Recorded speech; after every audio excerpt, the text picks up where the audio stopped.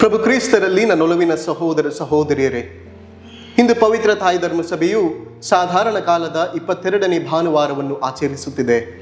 ಇಂದಿನ ದೈವ ವಾಕ್ಯದ ವಿಧಿಯು ಶಿಲುಬೆಯನ್ನು ಸ್ವೀಕರಿಸಿ ಪ್ರಭು ಯೇಸು ಕ್ರಿಸ್ತರನ್ನು ನಿಷ್ಠೆಯಿಂದ ಹಿಂಬಾಲಿಸಲು ಮತ್ತು ಅವರನ್ನು ಅನುಸರಿಸಲು ಆಹ್ವಾನವನ್ನು ನೀಡುತ್ತಿದೆ. ಪ್ರಭು ಯೇಸು ಕ್ರಿಸ್ತರನ್ನು ಹಿಂಬಾಲಿಸುವುದೆಂದರೆ ಕೇವಲ ಬಾಯಿ ಮಾತಿನಲ್ಲಿ ಒಪ್ಪಿಕೊಳ್ಳುವಂಥದ್ದಲ್ಲ, ಬದಲಿಗೆ ನಮ್ಮನ್ನೇ ನಾವು ಸಂಪೂರ್ಣವಾಗಿ ಸಮರ್ಪಿಸಿಕೊಂಡು ಕಷ್ಟ ದುಃಖದಲ್ಲೂ ಎಲ್ಲ ಪರಿಸ್ಥಿತಿಯಲ್ಲೂ ಅವರೊಟ್ಟಿಗೆ ನಡೆಯುವಂತಾಗಿದೆ. ಪ್ರಭು ಯೇಸು ಕ್ರಿಸ್ತರನ್ನು ಅನುಸರಿಸುವುದೆಂದರೆ ನಮ್ಮ ಶಿಲುಬೆಗಳಿಂದ ದೂರ ಸರಿಯುವಂಥದ್ದಲ್ಲ, ಬದಲಿಗೆ ವಿಶ್ವಾಸವಿಟ್ಟು ಶಿಲುಬೆ ಹೊತ್ತು ನಡೆಯುವ ಮಾರ್ಗವಾಗಿದೆ.